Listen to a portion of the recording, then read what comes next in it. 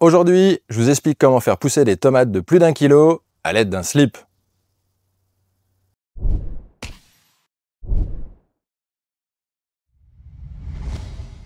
Comment on fait pour faire pousser des tomates de plus d'1 kilo? Alors déjà, à quoi ça sert de faire des tomates de plus d'1 kilo? Ça sert à rien. Alors non, ça sert pas vraiment à rien. Déjà, c'est marrant. En plus, ça permet de mieux comprendre le vivant, mieux comprendre comment marche une plante, de quoi elle a besoin, comment canaliser la vigueur, comment gérer l'équilibre entre le feuillage et les fruits. Enfin voilà, c'est plein d'apprentissage et je vous encourage à le faire. Déjà, c'est marrant. Et en plus, vous allez en apprendre plus sur la culture des tomates. Et j'avoue, il y a un côté quand même assez puéril de se comparer à ses voisins pour voir qui c'est qui est la plus grosse. Donc pour ceux que le sujet intéresse, je vous encourage vivement à aller sur le groupe Facebook de Giant Tomato. Le lien est en description. Vous verrez plein de passionnés, d'experts dans la culture de tomates géantes et c'est plein d'apprentissage aussi. C'est vraiment des techniciens de la culture de la tomate. Je vous encourage à aller regarder sur leur page. C'est plein d'infos intéressantes. Dernièrement, il y a quelqu'un qui a battu un record, qui a sorti des tomates de 7 kilos. On va peut-être pas essayer de battre son record, mais en tout cas, essayez de battre votre propre record à vous. C'est déjà une sacrée performance. Donc, comment on fait pour faire des tomates géantes? Déjà, il va y avoir le choix de la variété.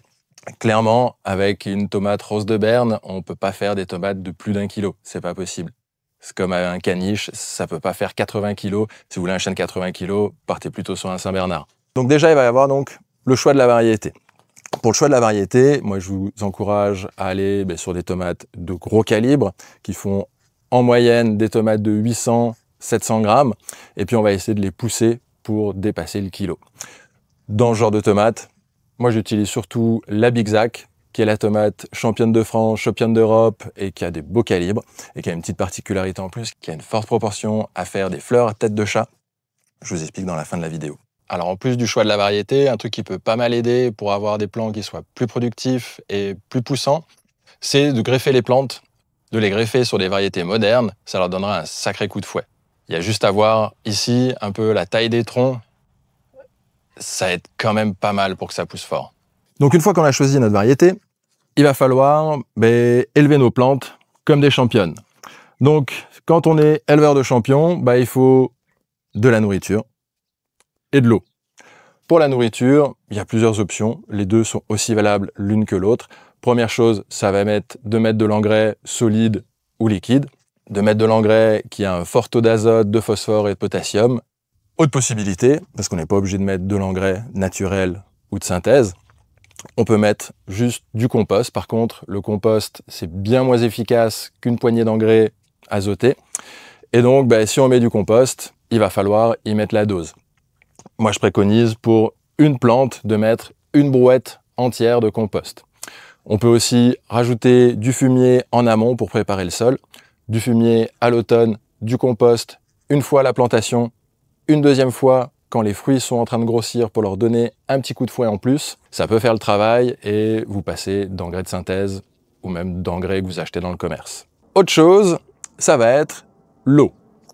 Donc, faut pas rêver, pour faire des tomates gigantesques, il faut de l'eau. Et pour faire des tomates productives, dans tous les cas, il faut de l'eau. Je vous rappelle la formule de la photosynthèse. Une plante, que ce soit une tomate ou n'importe quel autre végétaux, elle a besoin de 6 molécules d'eau pour faire une molécule de sucre. Donc des tomates gigantesques sans eau, c'est pas possible. Et des bonnes productions sans eau, c'est pas possible non plus. Autre chose, ça va être de sélectionner la fleur ou les fleurs qui vont donner le fruit géant. Si vous regardez sur le groupe des Giant Tomato, vous verrez que toutes les tomates énormes qui présentent, elles sont toutes biscornues, elles ont toutes des formes étranges. Elles proviennent toutes de fleurs qu'on dit des fleurs à tête de chat. Donc les fleurs à tête de chat, c'est une fleur qui est ouverte, c'est des fleurs siamoises qui sont collées l'une à côté de l'autre et qui vont donner justement ces fruits boursouflés qu'on dirait qu'il y a plusieurs fruits qui sont collés, qui sont siamois les uns avec les autres. Et c'est ça en fait qu'on va rechercher pour, au lieu d'avoir une grosse tomate, avoir deux grosses tomates collées l'une dans l'autre. Et c'est ça qui fait qu'on peut dépasser les 1 kg, voire 2 kg, si ce n'est plus. Je vous montre un petit exemple. Ça, c'est des tomates Midnight Sun, le format classique. Et quand il y a une fleur à tête de chat, ça fait une double tomate. Et donc, ça fait 2 fois plus de poids sur la balance. Et c'est ça qu'on va vouloir. Donc non seulement on va essayer de chercher des doubles, des fleurs doubles, mais encore mieux des fleurs triples, quadruples, qui vont vraiment donner un machin difforme et gigantesque. Autre exemple de fruit double, sur une tomate allongée, eh bien, ça lui fait une forme de cœur parce qu'il y a 1 et 2 tomates qui sont fusionnées ensemble. Donc une fois qu'on a sélectionné notre fleur, celle-là, ça a l'air d'être une bonne candidate, elle est bien difforme à souhait, elle part dans tous les sens, donc c'est ça qui nous intéresse.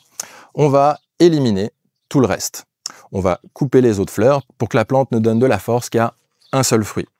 Et donc ça, c'est mon prochain conseil, c'est d'avoir un équilibre sur la plante. Et le bon équilibre pour avoir des tomates Maus, c'est beaucoup de feuilles, peu de fruits. Donc je vais laisser un maximum de feuillage sur la plante, je vais laisser 1 ou 2 gourmands partir, et je vais couper toutes les fleurs, en tout cas toutes celles que j'ai pas sélectionnées pour porter mes fruits géants. Et le dernier conseil, ça va être de soutenir les plantes. Alors moi, je vais faire ça avec un slip enfant, un slip de la Pas de Patrouille. Pas de Patrouille part en mission! Si vous n'avez pas de caleçon d'enfant à la maison, bah vous pouvez prendre un caleçon ou un slip adulte, ça marche aussi. Juste à faire attention, pour pas que le fruit il traverse le trou de la cuisse, bah il va falloir mettre des agrafes sur le slip ou sur le caleçon pour empêcher qu'il y ait un trou en dessous. Donc à quoi ça sert de soutenir le fruit? Tout simplement parce qu'une plante n'est pas capable de former des fruits plus lourds que ce que sa structure est capable de supporter. Donc en soutenant artificiellement le poids du fruit, on va donner une information à la plante qu'elle a encore de la marge et qu'elle peut continuer à faire grossir le fruit, à le densifier, à l'alourdir, puisqu'elle n'est pas en danger de casser sous son propre poids. Pour les attacher, ce que je vais faire, c'est que je vais prendre le slip sur lequel je vais mettre une attache d'un côté puis de l'autre, que je vais attacher directement sur la structure qui tient le plant. Comme ça, les deux sont solidaires. Et puis je vais essayer, une fois que j'ai passé le slip à l'intérieur, de le relever au maximum pour soutenir un maximum de poids. Et une fois que c'est fait, je vais couper toutes les autres tomates. Ça fait un petit peu mal au cœur, mais l'idée, je vous rappelle, c'est pas d'avoir un max de fruits, c'est d'avoir des fruits plus gros que ses voisins. Voilà pour cette courte vidéo. N'hésitez pas à vous abonner à la chaîne pour ne pas rater les prochaines. En attendant, prenez soin de vous, prenez soin de vos proches et prenez soin de la planète, jusqu'à preuve du contraire. C'est la seule où il y a des tomates qui poussent dessus.